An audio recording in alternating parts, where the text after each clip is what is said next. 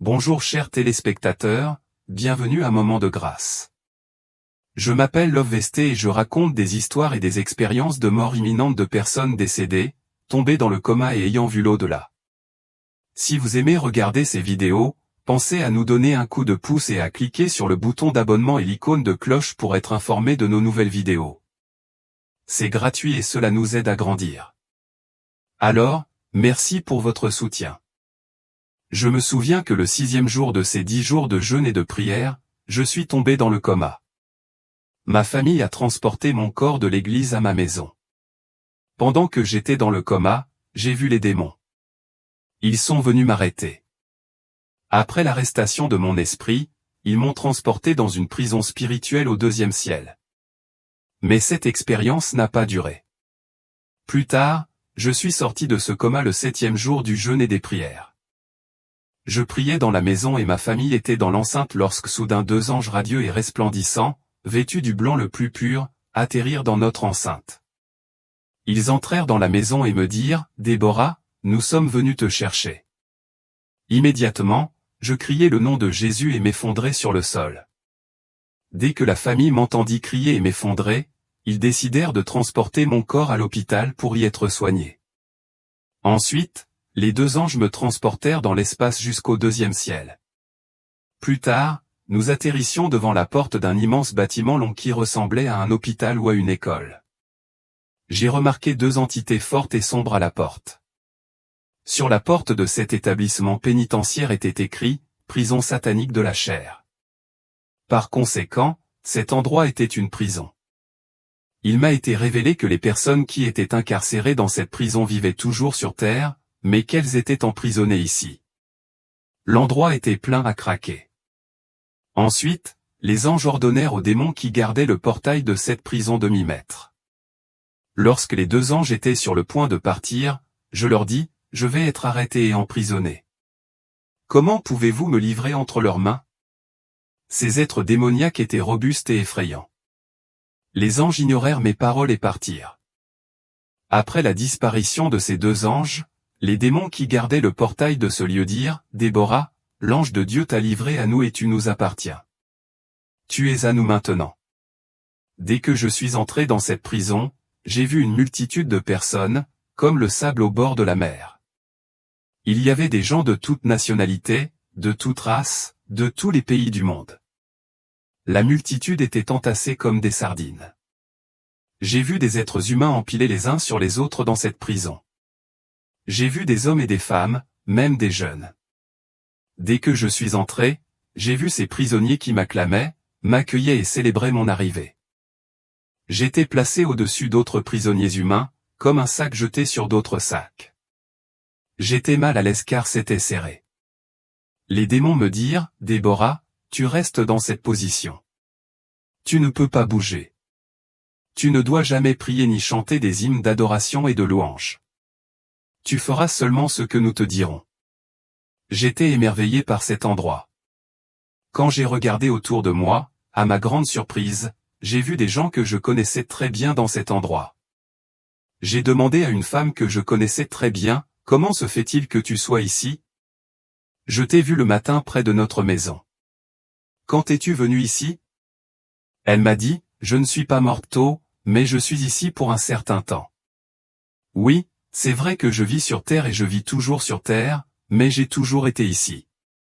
En fait, j'ai été arrêté il y a de nombreuses années et incarcéré dans cette prison parce que je suis une menteuse. Je lui ai demandé, « Quel est cet endroit ?» Elle a dit, « C'est la prison de Satan, et nous sommes tous prisonniers à cause du péché. » Cette femme m'a dit que j'avais été arrêté parce que j'étais une menteuse. Puis, j'ai vu le diacre de notre église. J'ai demandé au diacre, « Que fais-tu ici ? Tu ne devrais pas être ici. Tu es un homme si dévoué. » Le diacre m'a dit, « Déborah, les gens me connaissent comme un homme dévoué, mais je suis alcoolique. Je suis attaché à l'alcool. C'est pourquoi j'ai été arrêté et transporté ici. J'ai même été ivre à l'église. » Ensuite, j'ai vu la responsable de notre ministère de musique dans cette prison de Satan. Elle m'a dit, « Déborah, c'est vrai que je dirige la chorale de l'église, mais j'ai un petit ami et nous vivons dans la fornication. Puis j'ai vu une maman qui m'a dit qu'elle était une voleuse, elle volait de l'eau aux autres cultivateurs.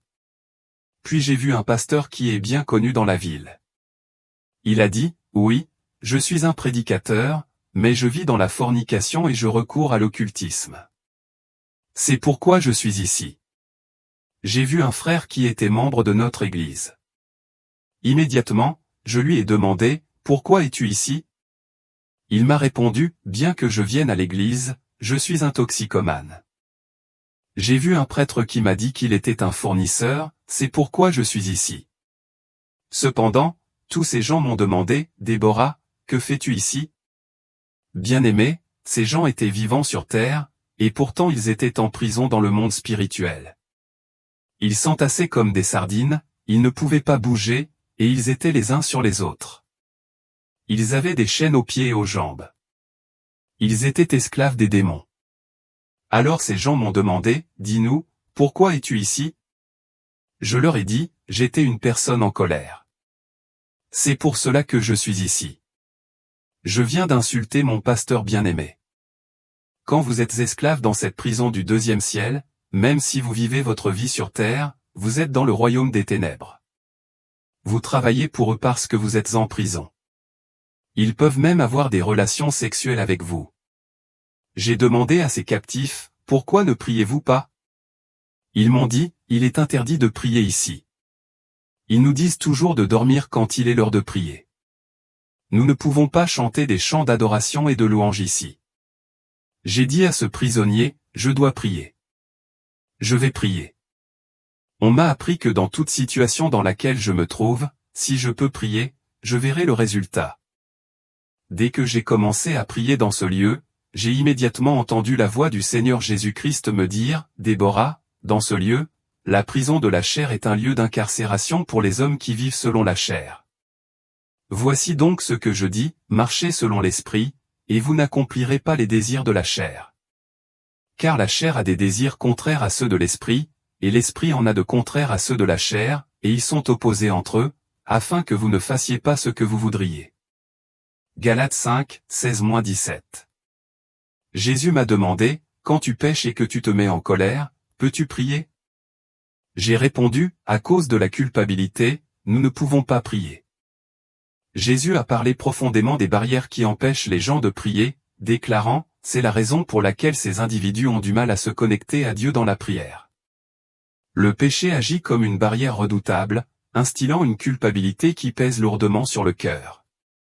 Pourtant, lorsque des individus se trouvent dans les profondeurs du désespoir, il est impératif qu'ils m'invoquent.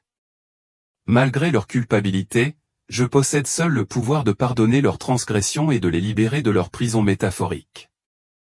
Ne laissez pas votre désespoir étouffer vos prières. Il continua, vous devez vous attaquer à ce qui vous a conduit à cet état de confinement. Un péché persistant vous a piégé dans ces prisons invisibles du deuxième ciel. Même si ces luttes vous pèsent, il est crucial que vous confessiez vos péchés et que vous recherchiez sincèrement ma présence par la prière.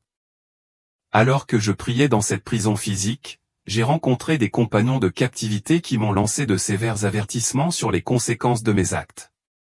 Au moment où le diable a reconnu mes tentatives de prier au milieu de cet emprisonnement, il a ordonné à ces démons de m'extraire de ma cellule.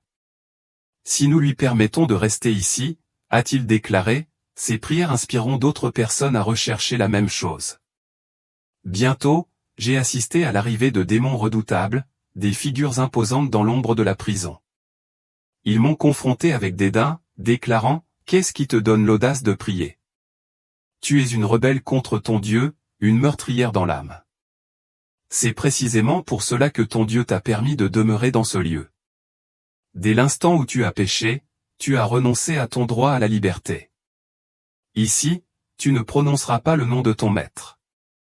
Si nous t'entendons prier à nouveau, nous veillerons à ce que ta punition soit sévère. » Sur ce, ils m'ont transporté de force dans une autre prison au sein du deuxième ciel. Finalement, nous sommes arrivés au pied d'une porte massive menant à une vaste et imposante structure. Autour de ce bâtiment se trouvaient de nombreux soldats, bien que je me sois vite rendu compte qu'il s'agissait en fait de démons armés jusqu'aux dents, gardant l'entrée de cette nouvelle prison.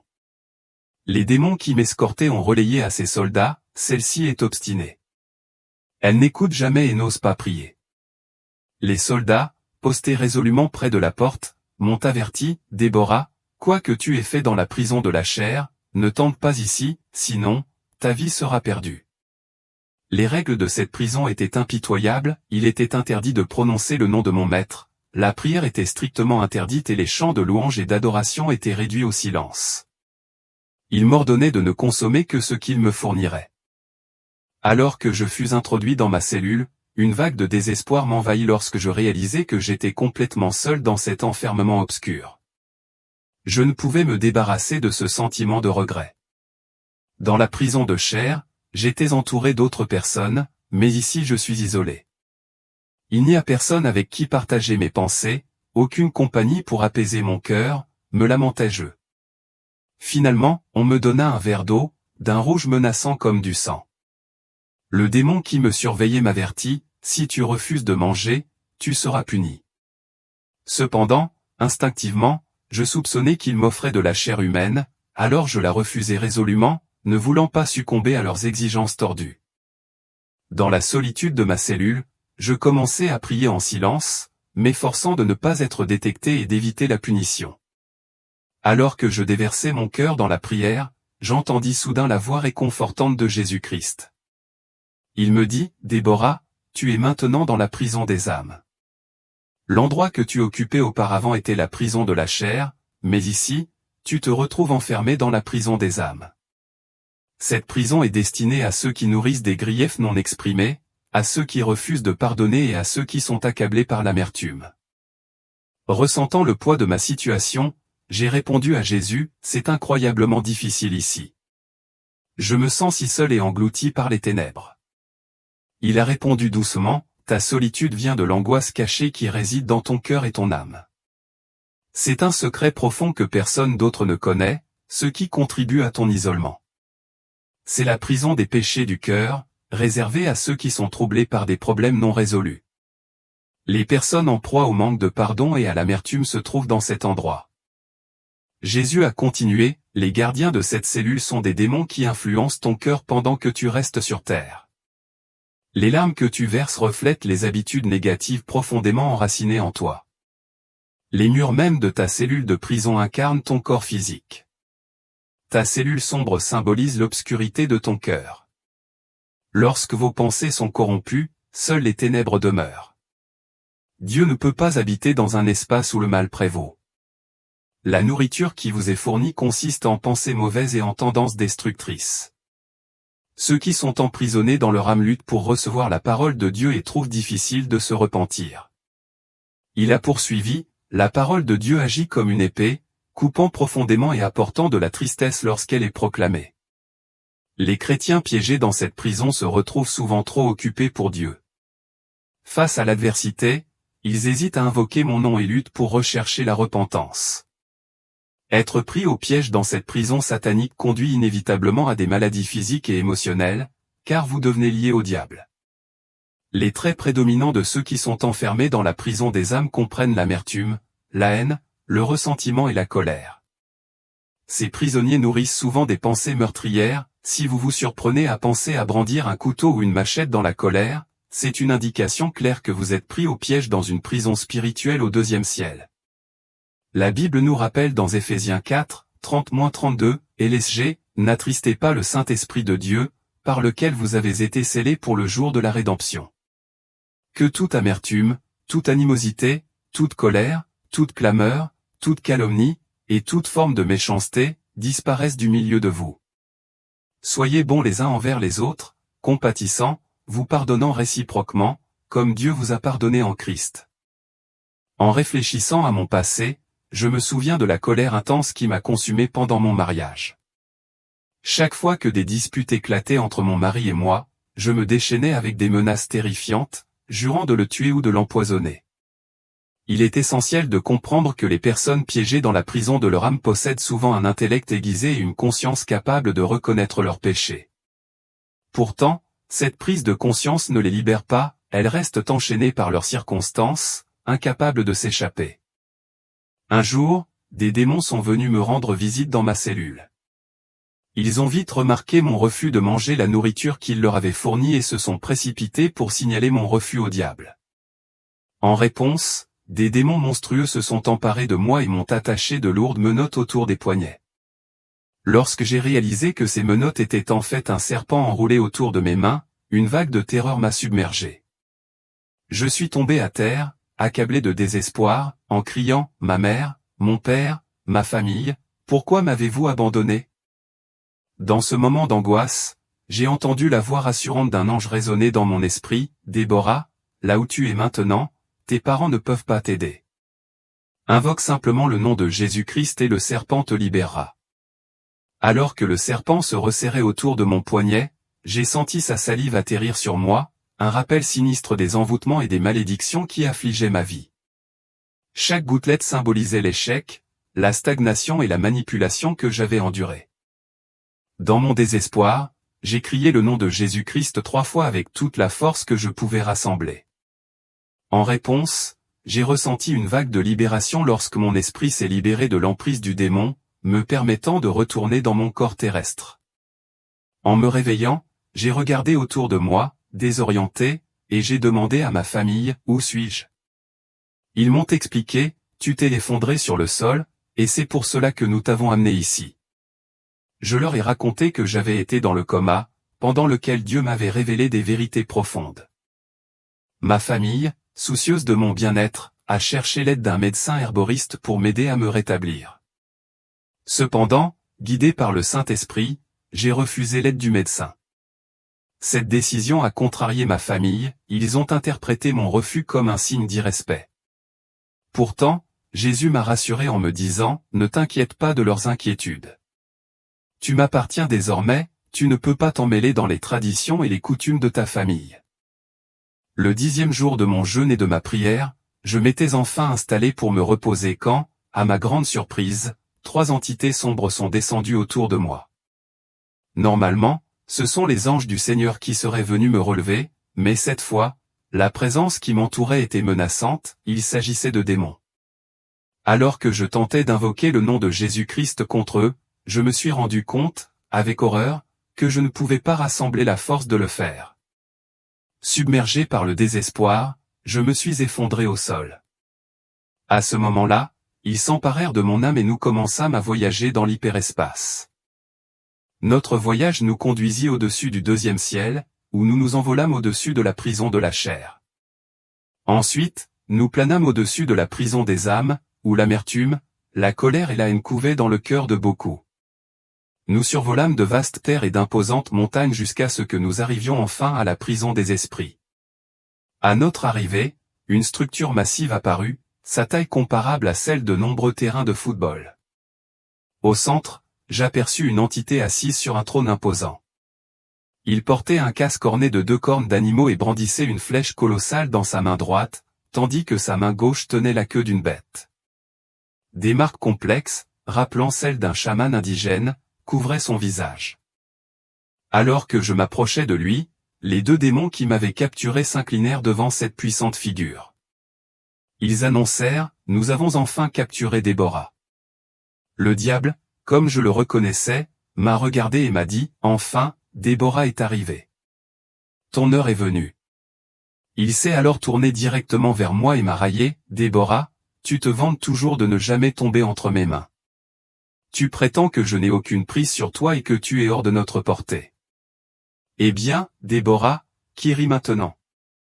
Réponds-moi. » Je restais figé, regardant cette silhouette menaçante qui me menaçait, complètement déconcerté. Le diable s'est levé de son trône et m'a demandé, « Déborah, es-tu celle qui a utilisé le nom de Jésus contre nous? As-tu envoyé le feu pour nous brûler et nous attaquer avec le sang de Jésus-Christ » Il a pointé un doigt accusateur vers moi et a insisté, « Je te le demande encore une fois, Déborah, es-tu celle qui a versé le sang de Jésus sur moi? Aujourd'hui, tu es à moi. Je vais te tuer et t'anéantir comme ma captive. Aujourd'hui, nous allons déchirer ta chair et nous allons consommer ta chair crue. » Il continua, « Écoutez bien tout le monde. Nous ne prendrons pas la peine de cuisiner ou de griller Déborah. Non, nous nous régalerons de sa chair crue, car elle nous a tourmentés sans relâche. Elle nous a apporté d'immenses ennuis et souffrances. Bien-aimés, écoutez mon avertissement, craignez le Seigneur et marchez dans la sainteté, car chaque acte que nous entreprenons contre le diable exigera une rétribution si jamais nous tombons entre ses mains. Cela est particulièrement vrai pour ceux qui brandissent le sang de Jésus-Christ contre lui. Si vous persistez à invoquer le feu pour incinérer ces démons, si vous invoquez constamment le nom de Jésus contre lui et ses sbires, sachez que si, par malheur, vous vous retrouvez entre ses griffes après avoir combattu contre son royaume, vous endurerez de grandes souffrances. Le diable vous rappellera chaque action que vous avez entreprise contre son royaume, cherchant vengeance et punition en réponse à votre défi. Les adversaires de Lucifer sont ces individus qui brandissent le nom de Jésus-Christ contre lui, qui appellent le feu sur son royaume et qui utilisent le sang de Jésus pour affronter sa domination. Ce sont ces mêmes personnes sur lesquelles le diable désire se venger. Il m'a rappelé toute la destruction que j'avais causée dans son royaume et les démons que j'avais vaincus au nom du Christ. Devant moi, j'ai vu le diable ordonner à un homme, « Tu vas consommer 10 bouteilles de bière ». Cet homme, qui était encore en vie sur terre, avait été manipulé depuis le 2e ciel pour vivre dans l'alcoolisme. Il a obéi au diable en recherchant des boissons sur terre. Le diable a ensuite ciblé un autre homme, lui ordonnant, « Tu coucheras avec 10 femmes, l'une après l'autre ». J'ai regardé, impuissant, cet homme poursuivre des femmes, contraint par l'influence du diable.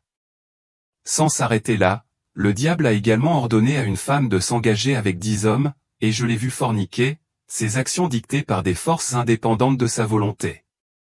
Beaucoup des comportements manifestés par l'humanité sur Terre sont provoqués par le 2e ciel. Une partie importante de l'humanité se trouve emprisonnée dans ce royaume éthéré. Les individus manifestent des comportements qui reflètent les ordres directs des esprits résidant dans le cosmos. Les actions négatives des gens sont souvent des ordres subconscients reçus du 2e ciel, les forçant à agir contre leur volonté. Ils sont soumis à des directives visant leur chair, leur âme et leur esprit depuis la prison située dans le 2e ciel. Bientôt, j'ai vu le diable donner un autre ordre, ordonnant à un homme de voler. En un instant, j'ai vu cet homme s'élever dans les airs sur terre. Le diable s'est tourné vers moi et a fait remarquer, « Déborah, je sais que tu aimes chanter pour Dieu pendant que tu es sur terre. » Il a ordonné à un démon de jouer de la musique, puis a exigé que je danse pour lui. Dépouillé de mon choix, je me suis retrouvé obligé d'obéir. Dans mes prières d'autorité précédentes, j'avais forcé des démons à boire le sang de Jésus-Christ, et maintenant le diable me présentait un pot, m'exhortant à penser à son contenu et à le consommer. Comme je refusais catégoriquement de boire, le diable invoqua un démon et lui ordonna de m'injecter une maladie. J'ai alors vu un démon incarnant le rhumatisme, son intention était claire, affaiblir mes jambes et mes bras. Le diable a menacé, « Déborah, aujourd'hui je vais te briser les jambes et les bras, et nous verrons ce que ton Dieu fera pour toi. » À ce moment-là, il a commencé à m'injecter du rhumatisme. La douleur a déferlé dans mon être, me faisant crier, mes cris résonnant dans l'hôpital où mon corps gisait, forçant ceux qui se trouvaient à proximité à entendre mon tourment. Le démon a continué à me battre sans pitié, se moquant de moi, « Déborah, tu nous as poursuivis au nom de Jésus. Maintenant, utilise ce même nom contre nous. Tu as envoyé le feu pour nous consumer, maintenant, invoque le feu une fois de plus. » Alors que les coups pleuvaient, il a ajouté, « Déborah, tu nous as obligés à boire le sang de Jésus dans tes prières. Maintenant, force-nous à le boire à nouveau. » Alors que je subissais cet assaut incessant, ma mère a commencé à percevoir les effets du traitement que je subissais à l'hôpital. Les coups continuaient et je pouvais sentir le sang couler de mon corps, un sombre rappel de la bataille que je menais dans les 2 royaumes. Je me souviens d'être arrivé dans cette prison, d'avoir enlevé mes vêtements, pour me voir présenter des vêtements révélateurs par 2 démons. Il m'est apparu évident que l'industrie de la mode elle-même est manipulée par le diable, j'ai vu de nombreuses femmes habillées de manière provocante dans cette prison. Leurs esprits étaient contraints de se parer de manière sexuelle, et leur corps terrestre suivait docilement le mouvement, asservi par les ordres du 2e ciel. Les démons ont alors injecté un liquide sinistre dans mon être, provoquant une lobotomie, une section terrifiante des fibres nerveuses reliant les lobes frontaux au thalamus de mon cerveau. Cet acte brutal m'a laissé sans conscience, je ne pouvais même plus prononcer le nom de Jésus-Christ. Par conséquent, les chrétiens emprisonnés dans ce royaume des esprits se sont retrouvés dans une situation similaire, incapables de prier, de lire la Bible ou d'évangéliser les autres. Il est devenu évident que ceux qui étaient libres devaient intercéder en leur faveur, car ils étaient prisonniers d'un silence étouffant. Bien-aimés, c'est une dure réalité que lorsque des individus sont pris au piège dans la prison spirituelle, ils peuvent même subir des manifestations physiques de leurs tourments, comme la perte de cheveux. J'en ai été témoin de mes propres yeux, en voyant les cheveux des captifs enfermés dans des cages au sein de la prison du démon. Dans ma propre lutte, j'ai ressenti la douleur de saigner dans mon corps terrestre. Ma mère, en réalisant la gravité de ma situation, a commencé à prier avec ferveur pour moi. Elle a confessé mes péchés et a imploré Dieu de se souvenir des bonnes actions que j'avais accomplies à son service. Dans ce moment de désespoir, un ange radieux est descendu dans la prison des esprits. Au moment même où le diable et ses démons se préparaient à découper mon corps pour me dévorer, l'ange est arrivé et m'a rapidement tiré de cet endroit horrible. L'ange m'a parlé, en disant, « Déborah, tu dois comprendre que c'est la prison des esprits. Les individus ici ne sont pas morts, ils sont bien vivants sur terre. » Il m'est alors venu à l'esprit que lorsque les chrétiens ne peuvent pas prier ou lire la Bible, ils sont sans aucun doute prisonniers de la prison des esprits. De tels individus ne peuvent même pas rêver pendant leur sommeil, car ils sont confinés dans les murs de cette prison sombre. Dans ce royaume, les gens sont programmés pour se comporter selon les modes de vie qui leur sont imposés par les démons qui les contrôlent dans le deuxième ciel. Le 10e jour de mon jeûne et de mes prières, le dernier jour, je me reposais dans notre enceinte, ressentant les affres de la faim. J'ai demandé à ma sœur de me préparer quelque chose à manger, et elle a commencé à préparer un plat de thé aux cacahuètes pendant que ma mère sortait pour acheter des articles supplémentaires pour mon repas. Alors que je portais un bébé dans mes bras et que je passais du temps avec ma famille et mes amis, j'attendais avec impatience le plat de ma sœur. Au moment où j'allais manger le délice aux cacahuètes qu'elle m'avait apporté, 2 anges de lumière rayonnante sont soudainement apparus. Ils m'ont dit, « Déborah, ne mange pas, » déconcerté, j'ai répondu, « Mais tu m'as dit le 6e jour de mon jeûne que je mangerais. » Ma famille et mes amis m'observaient avec stupeur pendant que je conversais avec ces êtres invisibles. Ils me demandaient, « À qui parles-tu » Je répondis, « Je parle aux anges, ne les vois-tu pas » Bien sûr, ils ne pouvaient pas percevoir les visiteurs célestes. Dans ma supplication, je fis part de ma faim à l'ange du Seigneur, lui rappelant sa promesse précédente. L'ange répondit doucement, « Ta mission n'est pas encore terminée. Tu dois visiter le royaume de l'esprit. » J'étais curieux et lui demandai, « Où dois-je aller exactement ?» Il répondit, « Tu t'aventureras dans un autre monde invisible tout en restant dans un état de jeûne et de prière. » À ce moment-là, ma sœur, témoin de mon étrange conversation, m'a exhorté à consulter un médecin, suggérant que je devais souffrir d'une forme d'instabilité mentale. Elle ne pouvait pas saisir la gravité de l'expérience spirituelle qui se déroulait sous ses yeux. L'ange m'a demandé de remettre le bébé que je portais à ma sœur, signifiant ainsi le début de mon prochain voyage. L'ange m'a dit, « Déborah, dis à ta sœur de ne pas t'emmener à l'hôpital, de ne pas pleurer pour toi. Elle ne doit pas enterrer ton corps. » Suivant cette directive, j'ai transmis le message à ma sœur, en l'exhortant, « Grande sœur, les anges disent que tu ne dois pas pleurer, ni paniquer, ni m'emmener à l'hôpital. Chante simplement 2 chants de louange et d'adoration au Seigneur. » Ma sœur, confuse et inquiète, a répondu, « Déborah, veux-tu mourir ? Pourquoi parles-tu comme ça ?»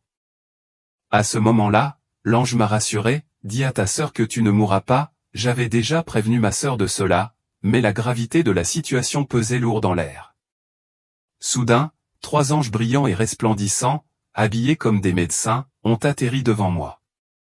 Ils se sont adressés aux 2 anges messagers en disant, « Dis à Déborah de s'allonger sur une chaise flexible. » Obéissant à leur ordre, j'ai trouvé une chaise et je l'ai ajustée pour m'allonger comme indiqué.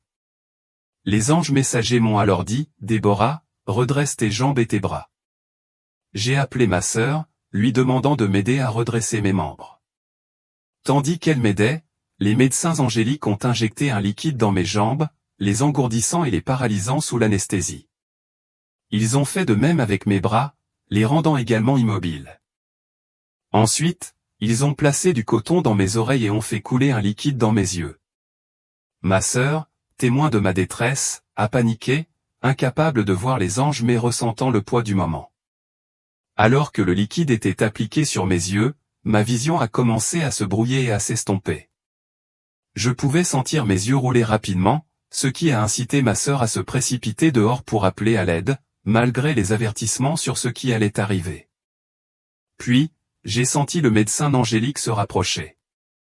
Il a placé sa bouche au-dessus de la mienne et a tiré le souffle de vie de mon corps, me vidant de toute énergie vitale. J'ai entendu un bruit semblable à celui d'une déflation, et à cet instant, mon âme s'est séparée de mon corps. Je suis devenu deux, ma forme physique reposait sur la chaise flexible, tandis que mon âme se tenait à côté de l'ange du Seigneur. Dans cet état éthéré, j'ai observé l'un des médecins angéliques répandre une fine poudre blanche sur mon corps physique, et il a fait de même pour ma forme spirituelle. Vêtu d'un vêtement du blanc le plus pur, je me suis émerveillé de cette transformation. Je me suis tourné vers l'ange et lui ai demandé, comment suis-je devenu deux? Suis-je mort? L'ange m'a doucement rassuré, ton corps dort simplement. Cette profonde révélation m'a apporté un sentiment de paix, car j'ai compris que cela faisait partie d'un objectif plus grand au-delà de ma compréhension immédiate. Alors que je continuais à regarder, ma sœur est arrivée avec ma famille et mes voisins. La voix de ma mère était remplie de tristesse alors qu'elle examinait mon corps sans vie. Déborah est morte, proclama-t-elle, ses paroles lourdes de chagrin. Dans ce moment de désespoir, je me tournai vers les anges du Seigneur et leur demandai, suis-je morte? Ils me rassurèrent, tu n'es pas morte, tu dors. Je vis ma mère déshabiller tendrement mon corps, le laver et le préparer pour l'enterrement. Elle s'allongea à côté de moi, recouvrant mon corps d'un tissu.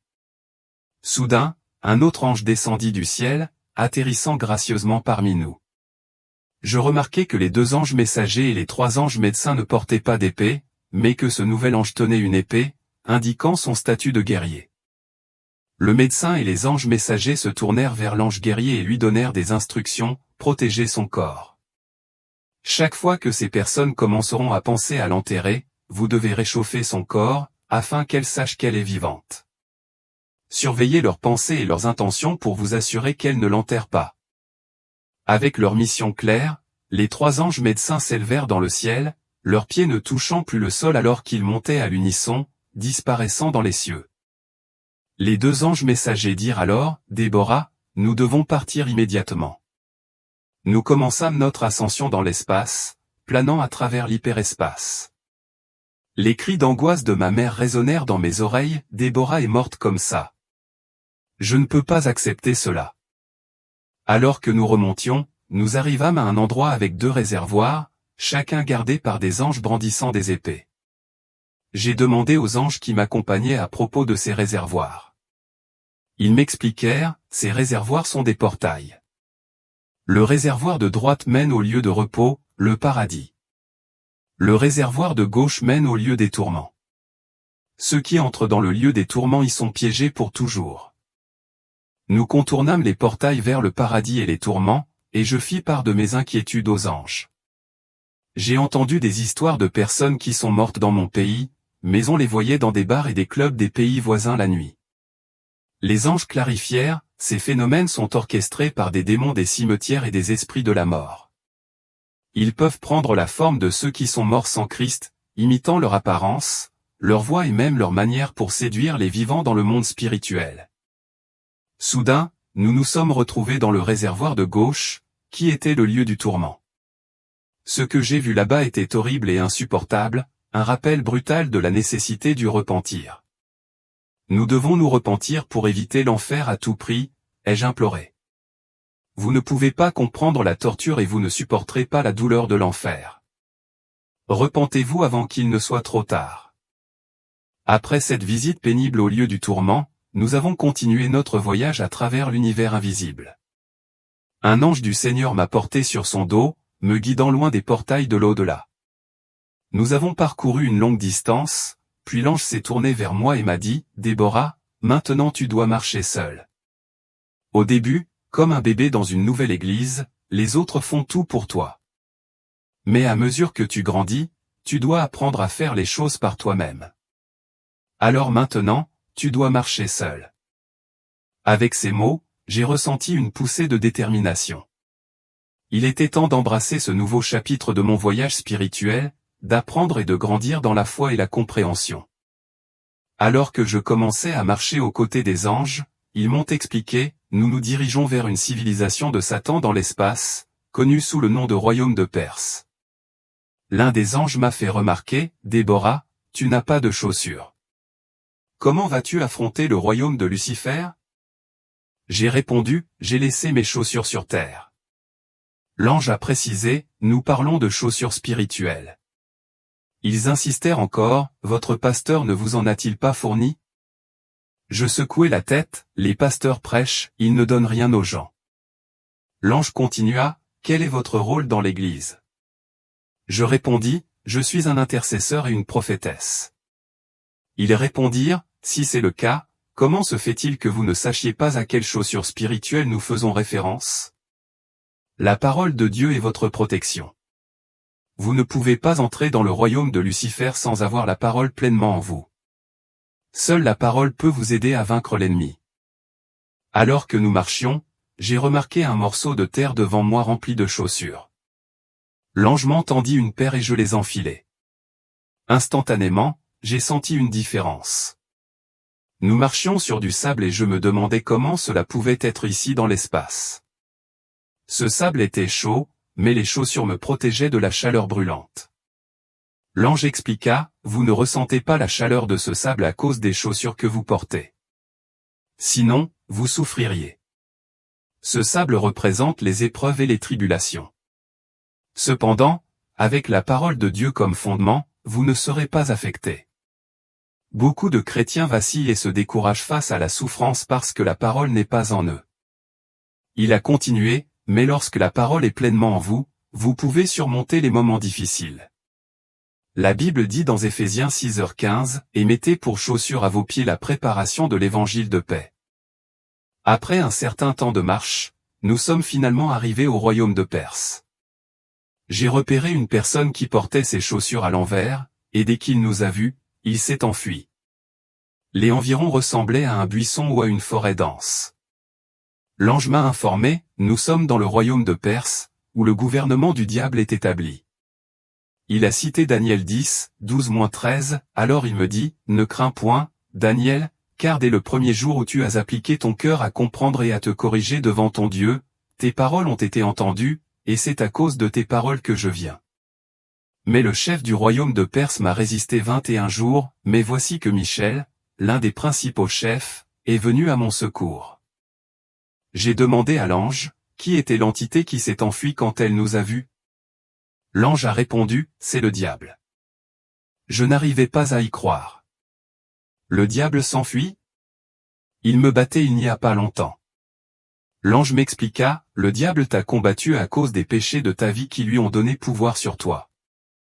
Mais maintenant, vêtu d'un vêtement blanc qui symbolise la sainteté et les bonnes actions, et portant des chaussures qui représentent la parole de Dieu, tu es protégé par les anges. C'est pourquoi il s'est enfui. Cette prise de conscience m'a rempli d'un sentiment renouvelé de force et de détermination. J'ai compris que l'armure spirituelle que je portais maintenant me donnait le pouvoir d'affronter les défis à venir. Dis au peuple de Dieu que s'ils peuvent enlever les péchés de leur vie, les sorcières et les satanistes ne s'approcheront pas d'eux, ils s'enfuiront et resteront loin parce que le péché leur donne du pouvoir. En observant ce royaume dans l'espace, j'ai remarqué que la surface n'était pas plate, comme sur terre. L'ange du Seigneur m'a dit, le diable a construit son royaume sur de mauvaises fondations, c'est pourquoi son royaume est faible. J'ai demandé à l'ange du Seigneur, pourquoi Lucifer porte-t-il sa chaussure à l'envers? Il m'a répondu, le diable a construit un royaume sur la base d'être anti-Dieu et avec l'intention de s'opposer à Dieu dans sa parole. Par exemple, la Bible s'oppose au meurtre et à la consommation de sang humain, mais dans sa loi et son royaume, les sacrifices humains et la consommation de sang humain sont encouragés. Ces lois sont établies et fondées en opposition aux normes de Dieu. Il a inversé la parole de Dieu et l'Évangile. C'est le sens de l'expression « chaussure au mauvais pied ». J'ai dit à l'ange, cela veut-il dire que Satan connaît la parole de Dieu? L'ange m'a dit, le diable était un grand chanteur au ciel, il était proche de Dieu. Il était populaire dans le royaume de Dieu, mais il est devenu orgueilleux. Quand il a été chassé du ciel, il a écrit des lois opposées à Dieu, qui étaient anti-Bible. Ce sont les lois qui gouvernent son royaume. Après être entré dans ce royaume de Perse au deuxième ciel, nous avons commencé à l'explorer. Immédiatement, j'ai vu des démons dans ce royaume spatial travailler comme charpentiers, ils construisaient des millions et des millions de cercueils. J'ai demandé aux anges du Seigneur, pourquoi ces démons construisent-ils ces cercueils? Est-ce qu'ils meurent comme les humains? L'ange a dit, les démons sont des esprits et ils ne meurent pas. Les démons construisent des cercueils pour les nombreuses personnes que vous avez vues dans les 3 prisons spatiales, la prison de la chair, la prison des âmes et la prison des esprits dans le firmament, le deuxième ciel. Puis les anges m'ont demandé, Déborah, si tu élèves des poulets, vas-tu demander la permission aux autres de les tuer et de les manger? J'ai dit, non. Les anges m'ont dit, c'est le scénario entre Lucifer et les personnes que tu as vues dans les prisons spatiales. Lucifer et les démons considèrent les humains comme des poulets et leur nourriture, surtout ceux qui vivent selon les tendances de ce monde. Alors que nous continuions notre visite dans ce royaume du deuxième ciel, j'ai commencé à remarquer que certains cercueils se désintégraient et disparaissaient. Les anges m'ont dit, certaines des personnes que tu as vues dans les prisons invisibles ont confessé leurs péchés sur la terre et ont reçu Jésus-Christ, par conséquent, leurs cercueils se sont désintégrés. J'ai alors interrogé l'ange du Seigneur au sujet de mon oncle, qui est dans la sorcellerie. Il m'a dit, les sorcières obéissent aux ordres de Lucifer, il n'y a pas de démocratie dans le royaume de Satan. Elles doivent obéir aux ordres de destruction, sinon, elles en subiront les conséquences. Alors que nous continuions à explorer ce royaume, j'ai vu une entité tenant une bouteille de quelque chose de semblable à du coca. J'ai demandé à l'ange, quelle est cette boisson que tient cette entité? Cela me semble être du coca. L'ange m'a dit, ce n'est pas du coca, mais plutôt du sang humain. Cette entité est le secrétaire général de Satan. C'est lui qui a décidé de la mort de l'humanité à la surface de la Terre. Il est responsable des morts sur Terre, il est toujours en consultation avec Lucifer afin de décider du lieu, du moment et du nombre de personnes censées mourir sur Terre. Cette entité s'appelle Moloch. J'ai demandé à l'ange du Seigneur, pourquoi tient-il la bouteille de sang dans sa main? L'ange m'a dit, chaque fois et partout où un être humain est tué sur terre par sacrifice humain, Moloch reçoit une bouteille de sang comme c'est son droit, et même le diable le respecte. J'ai demandé à l'ange du Seigneur, qui est Moloch? L'ange m'a dit, Moloch était un habitant du ciel avant d'être chassé avec Satan. C'est un ange déchu. Dans le passé, Moloch était au ciel avec Lucifer. Lucifer avait rassemblé des anges en opposition à Dieu, et Moloch les avait rejoints dans leur rébellion. Ils ont tous commencé à se comporter comme un parti d'opposition au ciel, ils s'opposaient à Dieu de toutes les manières possibles. C'est pourquoi Dieu les a chassés. Quand ils furent chassés du ciel, certains tombèrent dans l'eau, certains tombèrent sous terre, certains dans le deuxième ciel et certains dans les forêts. L'ange du Seigneur m'a dit, quand le diable et les anges déchus furent bannis du ciel, ils prirent le contrôle du monde matériel. Moloch vint alors avec l'initiative de tuer les descendants d'Adam afin de boire leur sang et de manger leur chair. Il soumit son initiative aux dignitaires du monde des ténèbres, ce qui fut accepté et applaudi. Puis Lucifer demanda à Moloch, puisque tu as eu cette initiative, comment devrions-nous te récompenser? Moloch répondit, chaque fois qu'un homme ou une femme est tué à la surface de la terre dans un sacrifice humain, j'ai droit à une bouteille de sang. Lucifer et les anges tombés du ciel acceptèrent sa demande. C'est pourquoi vous voyez Moloch avec une bouteille de sang dans sa main. L'ange me dit, les gens qui sont en rébellion contre Dieu sont les cibles potentielles des sacrifices humains, et les enfants qui sont en rébellion contre Dieu sont les victimes potentielles des sacrifices humains. Nous avons continué notre visite de ce royaume spatial. Puis j'ai vu ce qui ressemblait à une grande pharmacie. J'ai demandé à l'ange, les démons tombent-ils malades comme les humains? L'ange m'a dit, cette pharmacie n'est pas pour le deuxième ciel. Les médicaments qui sont conçus ici par les démons sont des médicaments populaires sur Terre. Ils font le contraire de la guérison médicale. Si le paracétamol est un analgésique, vous devez comprendre que le paracétamol fabriqué ici est un analgésique. Dès que nous nous sommes rapprochés de ces pharmacies, j'ai vu des sacs en plastique contenant de la poudre blanche. L'ange du Seigneur dit, c'est ainsi que les démons répandent les maladies sur la terre. Le diable confie cette maladie aux mains de Moloch, qui est responsable du sacrifice humain et de tous les meurtres sur terre. À son tour, Moloch livre ces maladies aux agents de Satan, qui sont des satanistes, des sorciers et des magiciens. Certains des sacs en plastique, qui ne sont pas ouverts, sont des maladies qui doivent encore apparaître sur terre. Mais lorsque ces sacs sont ouverts, le sida n'est rien en comparaison de ces maladies, qui détruiront la terre. J'ai demandé à l'ange du Seigneur, quelles sont les prochaines maladies qui frapperont la terre, mais il a refusé de me le dire. Il m'a dit que ces poudres, qui sont des maladies, sont souvent jetées dans l'air dans l'espace, et les personnes qui les respirent en sont victimes. Certaines sont injectées mystiquement de manière innocente par des sorciers et des sorcières.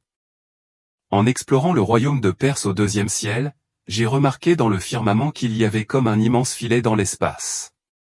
Il y avait des lignes dressées à la frontière entre le 2e ciel et le 3e ciel, qui est la demeure de Dieu. L'ange du Seigneur m'a dit, le diable est pauvre, alors il a installé ses filets dans l'espace afin de capturer les colis des chrétiens qui descendent du trône de Dieu et de s'opposer à leurs prières. L'ange m'a dit, lorsque les enfants de Dieu demandent des choses à Dieu dans la prière, leurs prières sont exaucées et transitent par le 2e ciel. C'est pourquoi le diable a construit le filet, afin de voler les colis et les biens des croyants. L'ange m'a dit, Dieu répond aux requêtes et aux prières des chrétiens. Lorsque leurs prières sont exaucées, leurs cadeaux et leurs colis atterrissent d'abord dans le filet du diable. Ce n'est que lorsque les chrétiens persévèrent dans la prière que leurs prières déchirent le filet. En conséquence, les chrétiens reçoivent leurs colis. Mais les chrétiens qui abandonnent dans la prière, leurs dons restent dans le filet, et le diable vole leurs cadeaux et leurs colis. L'ange du Seigneur m'a dit, la ferveur et la persévérance dans la prière sont des choses qui permettent aux chrétiens d'obtenir leurs biens. Les chrétiens doivent apprendre à persévérer dans la prière et à être persistants. C'est pourquoi le diable ramasse souvent de l'argent, des voitures, des vêtements et beaucoup de choses qui étaient destinées aux croyants. Ils étaient découragés parce qu'ils avaient l'impression que Dieu prenait le temps. Le diable ramasse les paquets non réclamés et les donne à ses serviteurs, les sorciers, les satanistes, les occultistes, les magiciens et les mystiques. C'est un voleur. Les filets du diable dans l'espace au 2e ciel arrêtent aussi les prières des chrétiens et les empêchent d'atteindre Dieu. Le fait que tu pries n'est pas une garantie que ta prière atteigne le ciel. Tu dois apprendre à confesser tes péchés et à persévérer jusqu'à ce que tu reçoives ce que tu as demandé à Dieu. Tu ne dois jamais abandonner. Beaucoup de colis et de biens sont coincés dans le filet dans l'espace. Si vous abandonnez vos prières, vos biens et vos colis deviendront des cadeaux du diable.